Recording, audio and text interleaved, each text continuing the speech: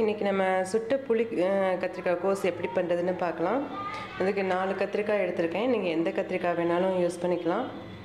பச்சை மிளகாய் 3, இதுதான் காரத்துக்கு. காரம் கூட வேண்டுங்கன்னு கொஞ்சம் வச்சுக்கோங்க. தக்காளி 1, புளி வந்து கொஞ்சம் எலுமிச்சம்பழம் அளவு, ஒரு பெரிய நெல்லிக்காய் அளவு. இது வந்து பெரிய வெங்காயமும் கருவேப்பிலையும். தாளிக்கிறதுக்கு வந்து 1/2 ஸ்பூன் கடுகு, 1/4 ஸ்பூன் உளுந்தம்பருப்பு, 1/4 ஸ்பூன் சீரகம், மஞ்சள் தூள். இது வந்து ஒரு உருளைக்கிழங்கு அவிய போட்டு வச்சுருக்கேன். காம்பை கட் பண்ணிக்கோங்க. கத்திரிக்காய்க்கு இந்த மாதிரி இந்த காம்பை ஃபுல்லாக எடுத்துருங்க. இப்போ அடுப்பை சிம்மில் வச்சுருக்கேன். சிம்மில் எரியுது அடுப்பு. இந்த மாதிரி கத்திரிக்காயை ஒரு கருதில் குத்தி இந்த மாதிரி கொஞ்சம் கொஞ்சமாக சுட்டுக்கோங்க. சுற்றி அப்பப்போ கொஞ்சம் கொஞ்சம் திருப்பி விடுங்க. இப்படி இது நீங்கள் கருது யூஸ் பண்ணாலும் சரி, இல்லாட்டா ஃபோர்க் யூஸ் பண்ணாலும் சரி, இல்லாட்டி ஷார்ப்பாக இருக்க கத்தி கூட யூஸ் பண்ணிக்கலாம். இப்போ பாருங்கள், கலர் மாறிடுச்சு.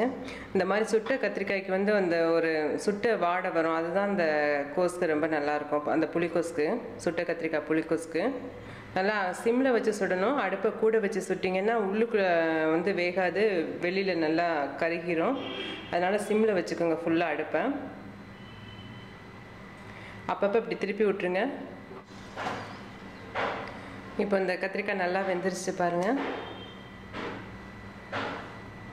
இப்படி நம்ம தொட்டு பார்க்கும்போதே தெரியும், நல்லா அமுங்கும். இப்போ அடுத்த கத்திரிக்காயை சுடலாம். அந்த மாதிரி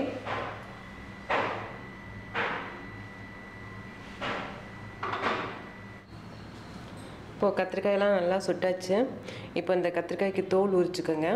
தோல் உரிக்கிற சமயம் பூச்சி இருந்தால் நமக்கு தெரிஞ்சிடும். அந்த மாதிரி கத்திரிக்காயை நீங்கள் ஒதுக்கி வச்சிடலாம்.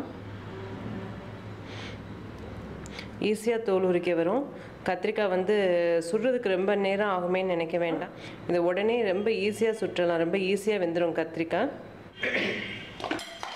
இப்போ பாருங்கள், கத்திரிக்காயெல்லாம் தோல் உரிச்சாச்சு. இப்போ இதெல்லாம் நல்லா இந்த உருளைக்கிழங்கையும் சேர்த்துருக்கேன். அதோட உருளைக்கிழங்கு கத்திரிக்காயெல்லாம் நல்லா மசிச்சுக்கோங்க. இப்போ பாருங்கள், நல்லா மசிச்சாச்சு.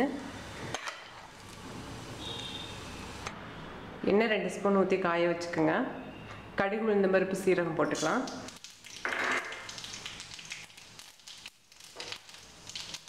கருவேப்பிலையும் வெங்காயமும், பச்சை மிளகாய், இது நல்லா கொஞ்சம் செவந்து வர வரைக்கும் வதக்கி விடுங்க. கொஞ்சம் நல்லா வதங்கிடுச்சு. தக்காளி போட்டுக்குவோம். தக்காளி நல்லா மசிகிற வரைக்கும் வதக்கி விடுங்க. தக்காளி நல்லா வதங்கிடுச்சு. இப்போ கத்திரிக்காயை போட்டுக்கலாம்.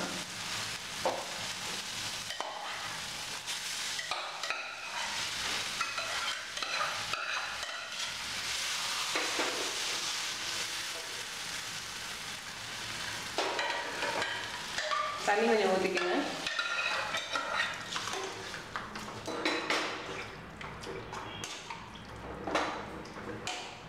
இந்த புளியும் கரைச்சி விட்டுக்கலாம்.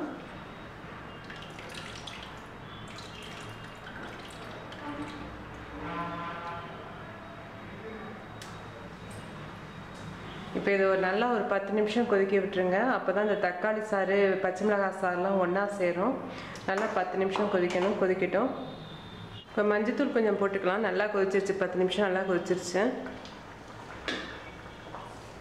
உப்பு கொஞ்சம் போடுறேன். இது வந்து தோசை, இட்லி, இடியாப்பத்துக்கு மட்டும்தான் இது சூட் ஆகும்.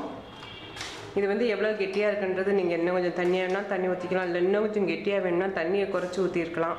அது உங்களோட விருப்பத்தை பொறுத்தது. இப்போது இது வந்து ரெடி ஆயிடுச்சு. நீங்கள் இதை ட்ரை பண்ணி பாருங்கள். பார்த்து எனக்கு உங்களோட கமெண்ட்ஸும் சொல்லுங்கள். தேங்க்யூ.